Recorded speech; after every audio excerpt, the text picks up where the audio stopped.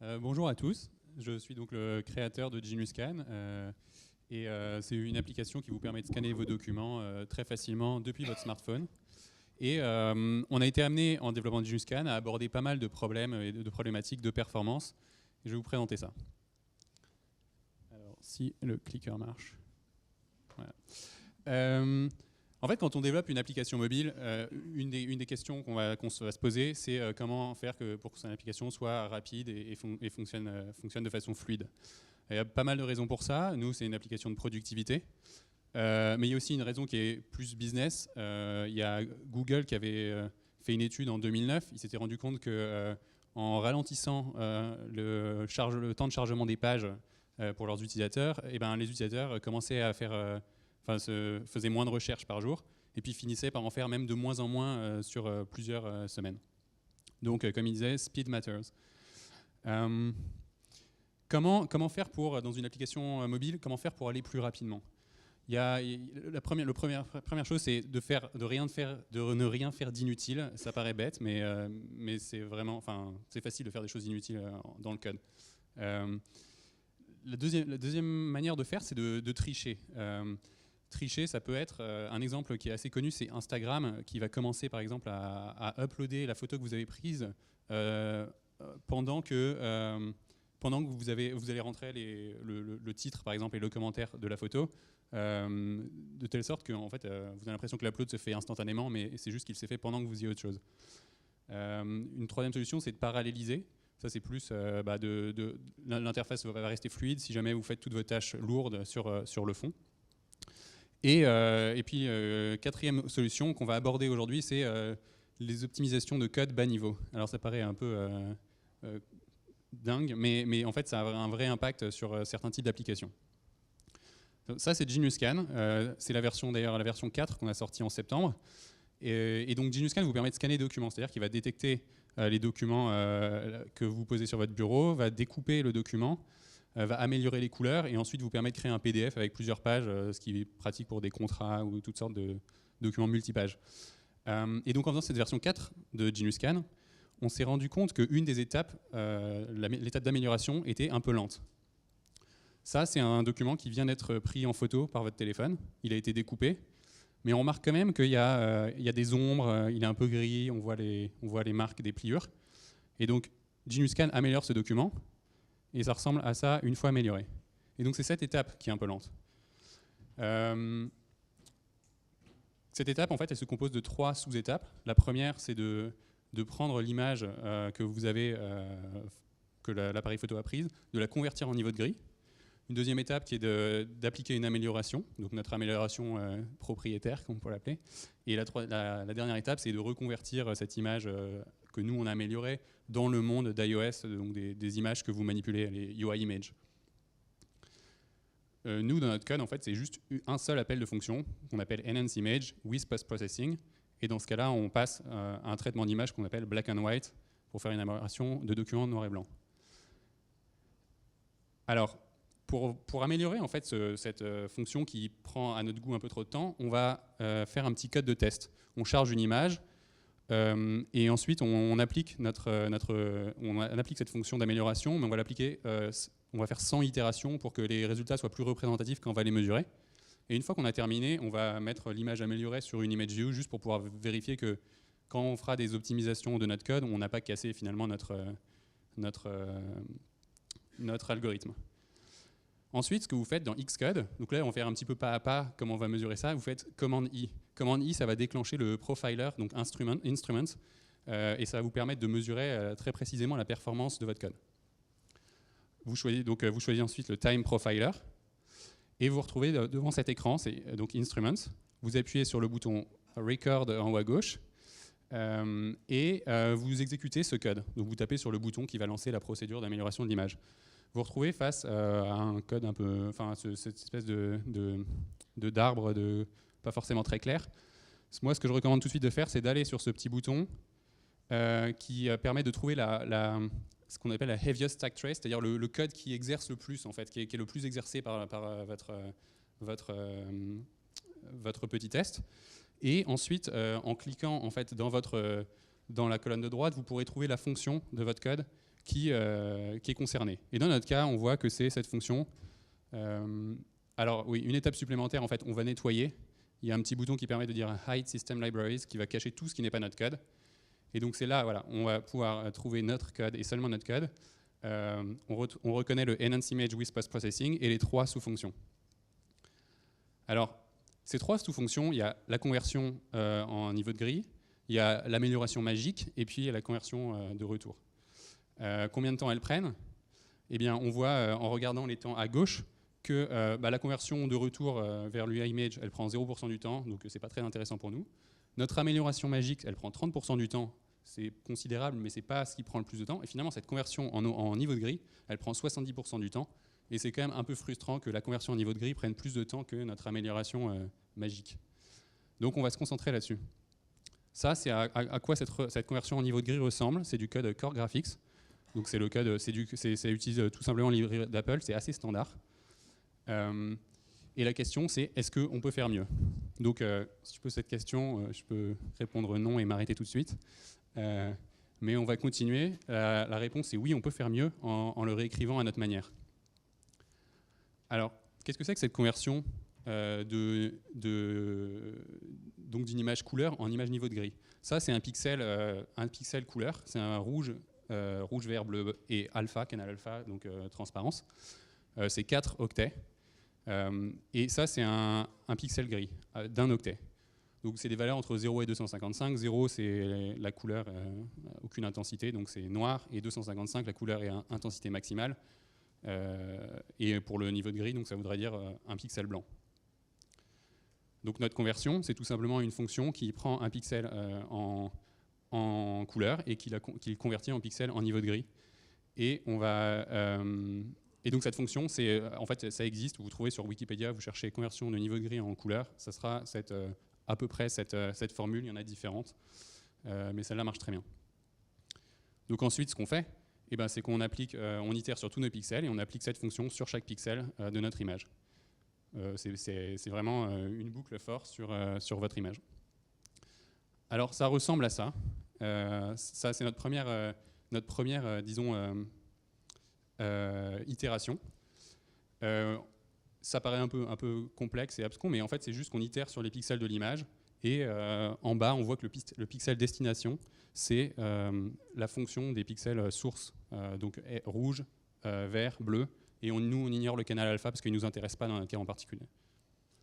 Donc la performance de ce code, ça c'est notre baseline en bas à gauche, et en haut à droite, la première itération, on va déjà 2 fois plus vite que le code d'Apple, donc c'est pas mal, on est assez satisfait, mais on peut se reposer la question, est-ce qu'on peut en faire encore mieux? Donc pour ça, on va reprofiler notre code, et là on peut en fait double-cliquer sur notre fonction. Donc on va double-cliquer et on voit maintenant au niveau du code, dans Instruments, les détails du profiling. On se rend compte ici qu'il y a quelque chose d'un peu bizarre. Finalement, on s'attendait à ce que la dernière partie où on fait des multiplications et des additions soit la plus lente. Mais ici, on a 75% du temps qui a l'air d'être passé sur cette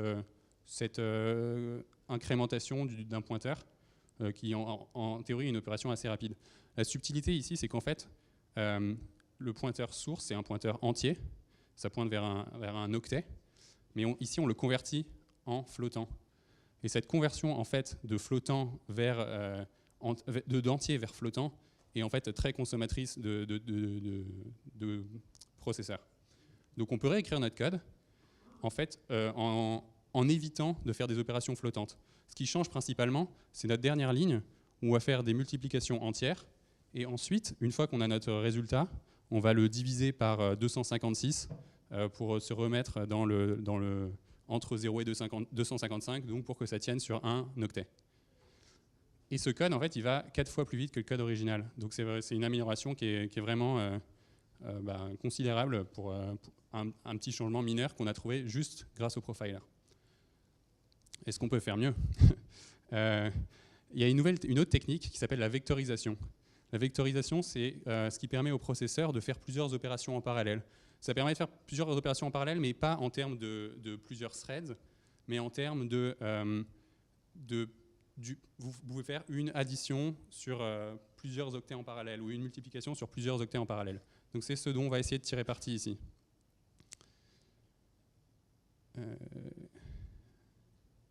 si ça passe au slide suivant. Voilà, donc ça c'est comme ça qu'on pourrait représenter notre opération maintenant. Notre conversion, en fait, au lieu de faire pixel par pixel, on va faire 8 pixels par 8 pixels. Typiquement, les opérations vectorielles fonctionnent 8 pixels par 8 pixels. Donc ça revient juste à appliquer ces multiplications et additions en travaillant sur des tableaux. Et le code ressemble à ça. Alors c'est plus complexe, mais ça reste la même structure. On itère sur notre image, et en fait on utilise ces instructions que vous pouvez voir, qui s'appellent v et ensuite dup par exemple, ou v load, ou v mul pour la multiplication, v al pour l'addition.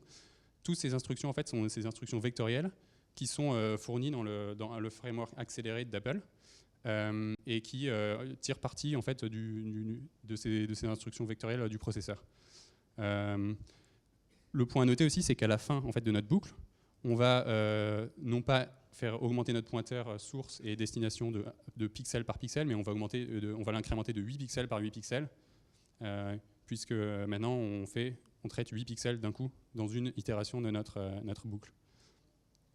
Alors je ne sais pas ce qu'il fait là, lui, mais dès qu'il y a un graphe exponentiel, il a l'air d'être là. Ça, c'est le vrai graphe, c'est le vrai graphe en question. On va 11 fois plus rapidement que notre baseline. Donc c'est aussi encore une amélioration considérable par rapport à la version précédente. Alors évidemment, c'est plus compliqué que juste changer une opération flottante en une opération entière, et ça prend un peu de temps à mettre en place. On peut encore se poser la question, est-ce qu'on peut s'améliorer? Et là, une idée qui nous vient un peu stupide, c'est est-ce qu'on peut faire de l'assembleur peut-être? Parce que tout le monde sait que ça va très vite. Alors on réécrit tout ça en assembleur.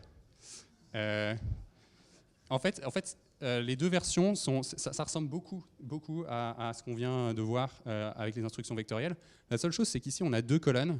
On voit un if-def qui traite, en fait, dans un cas, si c'est ARM64, dans l'autre cas, si c'est ARM Neon. En fait, depuis l'iPhone 5, donc les architectures sont ARM64, l'iPhone 5S, pardon. Avant, c'était ARM Neon. Le problème, c'est qu'avec l'assembleur, on doit faire la distinction et utiliser des instructions spécifiques dans le cas d'ARM64, des instructions spécifiques dans le cas de ARM Neon. À part ça, c'est la même chose qu'avant.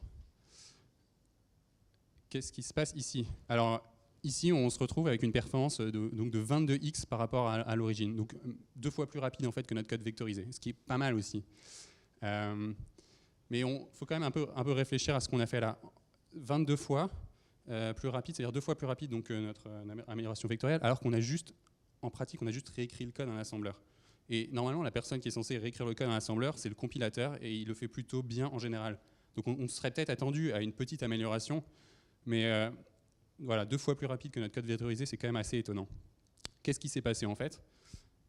En fait, dans ce cas-là, c'était un peu une erreur. En voulant aller vite, j'avais écrit le code, je compilais en mode debug plutôt que compiler en mode release, et je mesurais en fait les temps d'exécution avec des statements de log.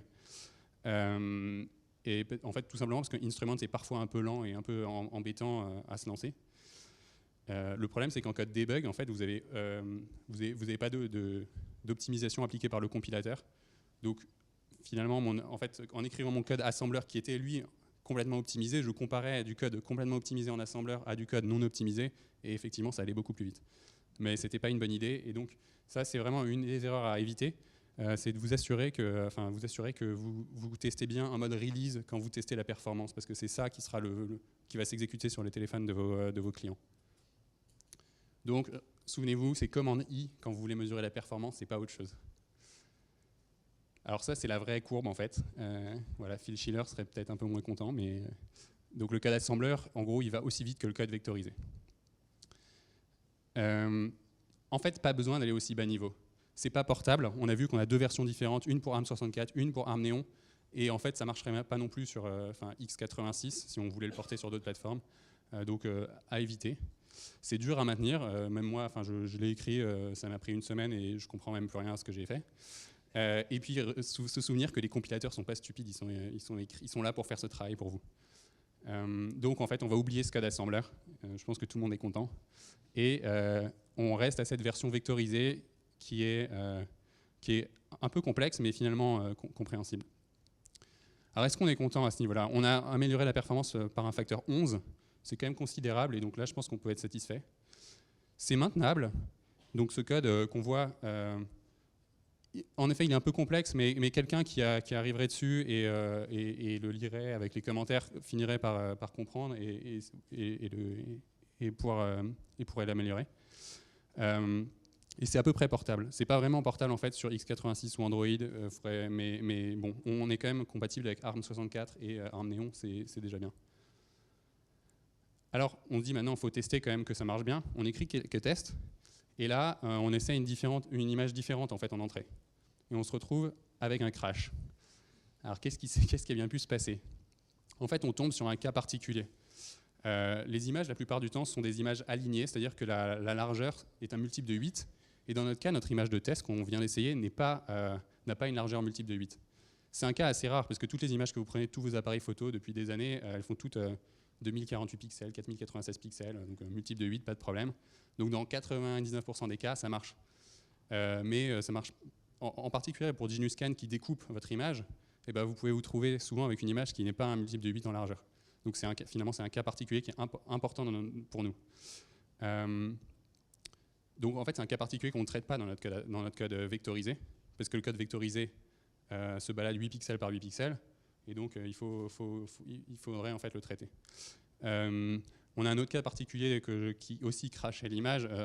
On peut avoir des images en entrée qui ne sont pas forcément RGBA. Ça peut arriver qu'elles soient RGB sans canal alpha, ça peut arriver qu'elles soient BGR, c'est-à-dire avec les canaux interchangés.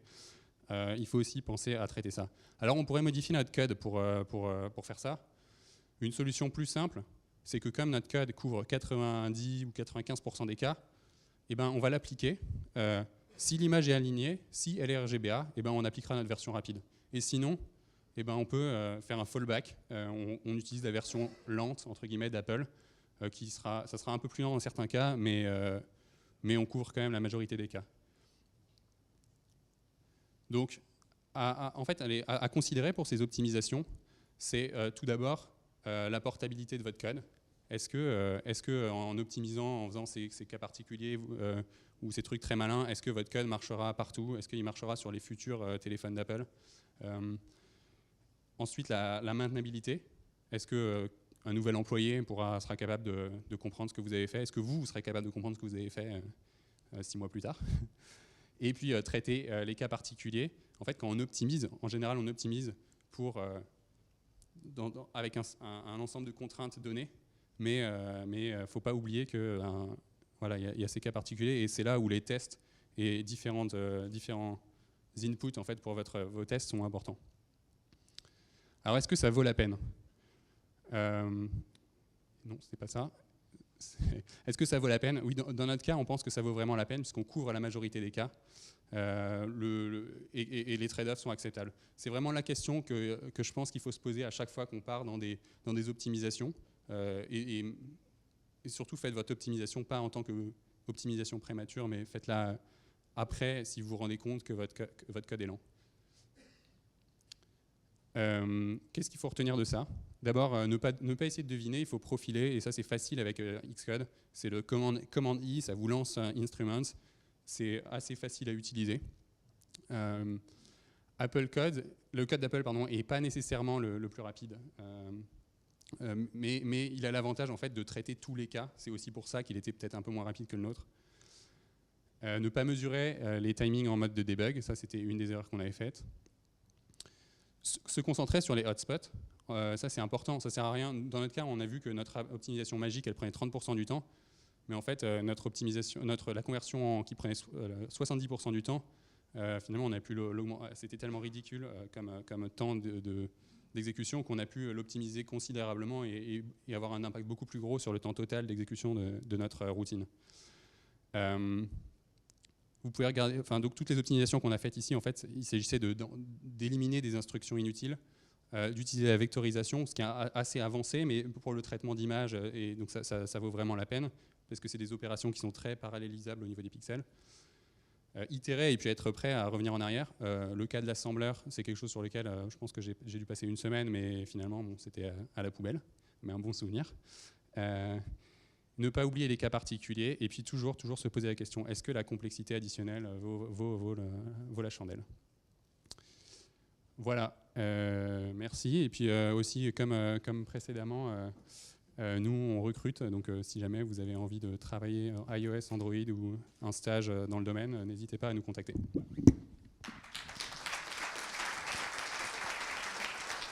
Merci Bruno.